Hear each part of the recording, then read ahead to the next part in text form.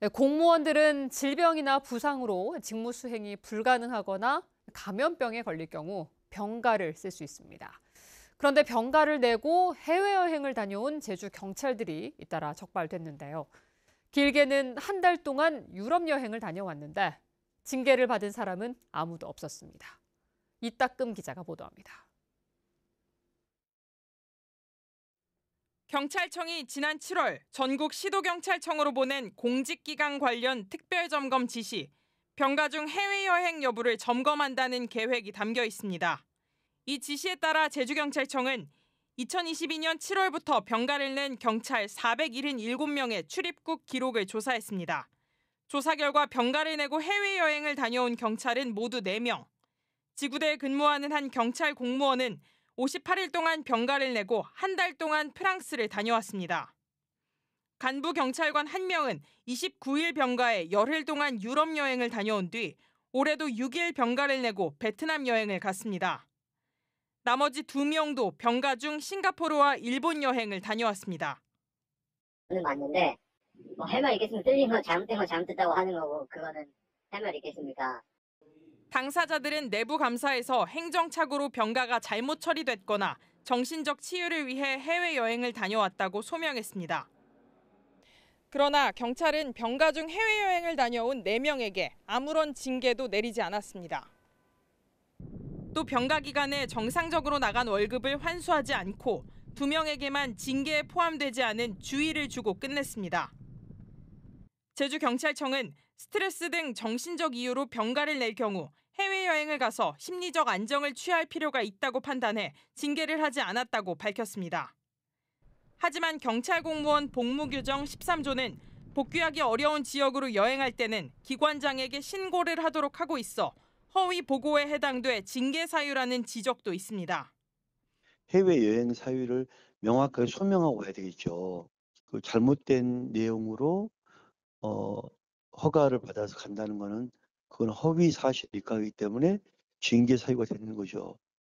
한편 내부 감사 과정에서 한 간부 경찰관은 출입국 외국인청을 찾아가 기록 조회를 하지 말라고 요청해 협박 논란까지 일었고 감사팀장과 다툼을 벌여 두 사람 모두 인사조치가 내려지는 등 물의를 빚기도 했습니다.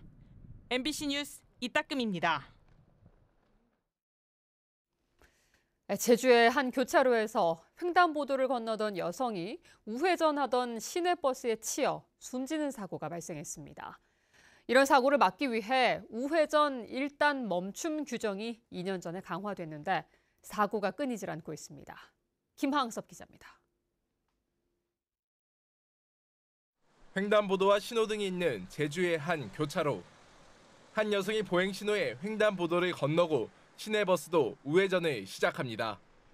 잠시 후 버스가 멈춰서고 경찰차와 구급차가 현장에 도착합니다. 우회전을 하던 시내버스는 보행자를 치고 난 뒤에야 급하게 멈춰섰습니다. 사고가 발생한 건 오늘 아침 7시쯤. 제주시 노영동의 한 사거리에서 시내버스가 횡단보도를 건너던 60대 여성을 치었습니다. 이 사고로 머리를 크게 다친 60대 여성이 현장에서 숨졌습니다. 그쪽에는 좀 사라지게 되는데 바꾸는 순간에 이제 주원자가 나오면서 이렇게 한 사고 같아요. 사고는 횡단보도의 보행신호가 파란불로 바뀐 직후 발생했습니다. 지난 2022년 시행된 도로교통법에 따르면 횡단보도를 끼고 우회전하는 차량은 길을 건너려는 보행자가 있을 경우 반드시 멈춰야 합니다. 하지만 버스기사는 주변을 살피지 않고 보행자 신호임에도 그대로 운행한 것으로 파악됩니다. 최근 3년 동안 제주에서 발생한 우회전 교통사고는 모두 900여 건으로 1,200여 명이 다치고 2명이 숨졌습니다. 우회전 사망사고의 3분의 1은 버스 등 대형 차량에 의해 발생하고 있습니다. 대형 차량은 이제 역과하는 경우라든가 아니면 일반 사고라도 승용차에 비해서 충돌력이 세고 차량 중량에 의해서 그 사고가 인명피해가 크게 날 수가 있습니다. 경찰은 버스 운전기사를 교통사고 처리 특례법 위반 혐의로 입건하고 버스 블랙박스와 CCTV 등을 통해 정확한 사고 경위를 조사하고 있습니다. MBC 뉴스 김항섭입니다.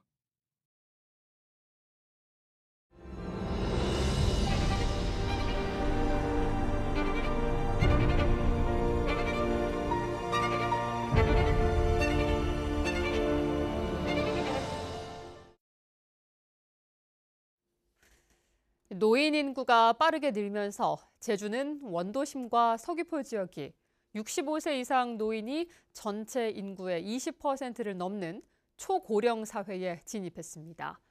3년 뒤면 제주도 전체가 초고령 사회로 접어들 것으로 예측되지만 여전히 체감도는 낮고 대비가 부족하다는 지적이 나오고 있습니다. 제주 MBC는 초고령 사회를 앞둔 지역사회의 실태를 진단하고 대안을 모색하는 기획뉴스를 마련했는데요. 오늘은 첫 순서로 급증하는 고령 1인 가구 실태를 취재했습니다. 보도에 홍수현 기자입니다. 제주 시내 한 주민센터. 맞춤형 복지팀이 분주하게 움직입니다. 복지 위기 가구 알림 시스템에 신원 미상자가 조회된 겁니다. 대상자 주소는 안 나오지. 신원 미상이니까 대상자는 안 나오고. 주소로 찾아간 원도심의 한 주택. 좁은 계단을 따라 올라간 옥탑방에는 70대 노인이 혼자 살고 있습니다. 안녕하세요. 동사무소에서 왔어요. 동사무소. 만성 백혈병과 투병 중인 76살 이호구 씨는 대구의 병원을 오가며 진료를 받고 있습니다. 옆에서 돌봐주는 이가 없다 보니 혼자 성하지 않은 몸에 처방받은 약조차 제대로 복용하지 못하고 있습니다. 이거는 10년에 먹는 건데 돌봄 선생님이 이거 오래됐다고 몸거려서 내가 먹는데. 기초생활보장 의료급여 수급자가 아니어서 주민센터 측이 병력을 조회하지 못했고 다행히 혼자 사는 노인 생활지원사의 신고로 상황을 인지하게 됐습니다. 보통 기초생활보장 의료급여 수급자 같은 경우에는 전부 다 병원이나 다니는 게 모니터링 되는데 차상위 본인 부담 경감 대상자 같은 경우에는 솔직히 모니터링이 힘들어요. 제주 지역 65세 이상 고령자 가구 가운데 1인 가구 비율은 33%. 지금의 40, 50대가 노인 세대로 진입하는 2050년이면 40%에 육박할 전망입니다. 전체 32만 6천여 가구 중 65세 이상 가구가 15만 4천 가구에 이르고 이 중에서도 1인 가구가 5만 8천 가구를 넘을 것이란 예측입니다. 특히 제주는 다른 지역보다 1인 가구의 중장년층 비율이 높아 닥칠 상황에 대비한 돌봄 체계를 서둘러 마련해야 한다는 지적이 나옵니다. 연령 집단별로 구분해서 봤을 때 50에서 64세의 1인 가구 비율이 제주도가 전국보다 월등히 또 높습니다. 예비 노년층인 50에서 64세가 다 노인 연령으로 진입했을 때는 제주 지역의 1인 가구가 크게 또 급격히 증가할 수 있다는 것을 예측해 볼 수 있고요. 다음 시간에는 초고령 사회를 앞두고 심화되고 있는 노인 돌봄의 도농 격차 문제를 살펴봅니다. MBC 뉴스 홍수현입니다. 국민의힘 제주도당이 제2공항 기본계획 고시와 관련해 더불어민주당 제주도당과 건설 예정지가 지역구인 위성권 의원이 어떤 입장도 표명하지 않는 것은 무책임하다며 명확한 입장을 밝히라고 요구했습니다. 제2공항 강행저지 비상도민회의는 국토교통부가 제2공항에 대한 도민 여론이 반대 8, 찬성 2에서 5대5로 호전됐다고 설명한 것은 각종 의혹 때문에 찬반이 역전된 상황을 왜곡한 것이라고 주장했습니다. 제주 제2공항 기본계획 고시와 관련해 찬성과 반대 기자회견이 잇따라 열렸습니다. 제주도 관광협회는 제주 관광인의 염원이자 제주 지역 경제 발전을 위한 제2공항 기본계획 고시를 환영한다며 국토교통부와 제주도는 도민 화합 속에 추진되도록 적극적으로 나서라고 요구했습니다. 제주민예총은 제2공항 건설은 제주를 미군기지가 있는 일본 오키나와와 같은 군사기지의 섬으로 만들어 제주 공동체를 파괴할 것이라며 정부는 기본계획 고시를 철회하고 오영훈 지사는 주민투표 요구를 수용하라고 밝혔습니다. 민주노총 제주본부가 쿠팡의 사실 왜곡 중단과 진상규명, 노동환경 개선을 촉구했습니다. 이들은 정부 제주지방합동청사 앞에서 기자회견을 열고 제주를 포함해 전국적으로 쿠팡 노동자의 사망사고가 잇따르고 있는데도 쿠팡은 진상규명을 요구한 노동단체를 명예훼손으로 고소하는 등 겁박하고 있다고 비판했습니다. 또 더 이상의 죽음을 막기 위해 쿠팡을 산업안전보건법과 중대재해처벌법 위반으로 고용노동부에 고발한다고 밝혔습니다. 좌우로 잡아주시죠. 문서를 네, 좋습니다. 네. 제주 평화인권헌장안 도민공청회가 반대단체의 난입으로 파행됐습니다. 제주도는 오늘 제주 혼디 누림터에서 제주시 지역 제주평화인권헌장 도민공청회를 개최했지만 반대단체 관계자들이 공청회장을 점거하고 단상에 난입하면서 10분 만에 종료됐습니다. 제주도는 민선 8기 도정 10대 핵심 공약인 도민참여형 제주평화인권헌장 제정을 위해 지난 7월 초안을 마련하고 도민 의견 수렴을 위한 공청회를 열어 내용을 확정한 뒤 오는 12월 선포할 예정입니다. 오영훈 제주도지사가 제주형 기초자치단체 설치는 도민의 요구에서 비롯된 것임을 명확히 인식해야 한다고 말했습니다. 오영훈 지사는 제주시청에서 열린 월간 정책 공유회의에서 행정체제 개편은 중앙정부의 협조가 필요하지만 근본적으로는 도민의 요구에 부응하는 변화라며 추석을 맞아 도민들에게 효과적으로 전달하라고 지시했습니다. 제주형 기초자치단체 도입에 대한 정부의 태도가 미온적인 가운데 제주도가 주민투표 촉구 서명운동에 나섭니다.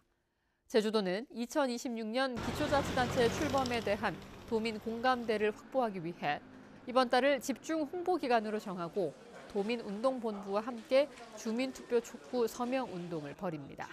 또 시민단체와 법정단체를 중심으로 홍보를 강화하고 읍면동 도민설명회도 잇따라 열 계획입니다. 세계의 기초단체 출범에 대비해 기존 청사를 활용하기 위한 청사 배치 전담팀을 구성해 세부 계획도 마련합니다. 농어촌 환자들을 도시지역 의료진이 화상통신으로 진단하는 의료 취약 지원 원격 협진 사업이 확대됩니다. 원격 협진 사업은 지난 2019년 가파도와 마라도에 처음 도입됐고 이달부터 서귀포시 서부보건소 관할 보건진료소 11곳으로 확대됐는데 내년 1월부터는 제주 지역 전체 보건진료소 48곳으로 확대됩니다. 오영훈 지사는 서광서 보건진료소를 방문해 협진 시스템을 점검하고 보건복지부와 확대 방안을 논의했습니다. 제주도의회 4.3 특별위원회가 한국학력평가원의 한국사 교과서의 4.3 부분에서 반란이라는 표현을 삭제하라고 요구했습니다. 뉴스데스크 제주였습니다. 여러분 고맙습니다.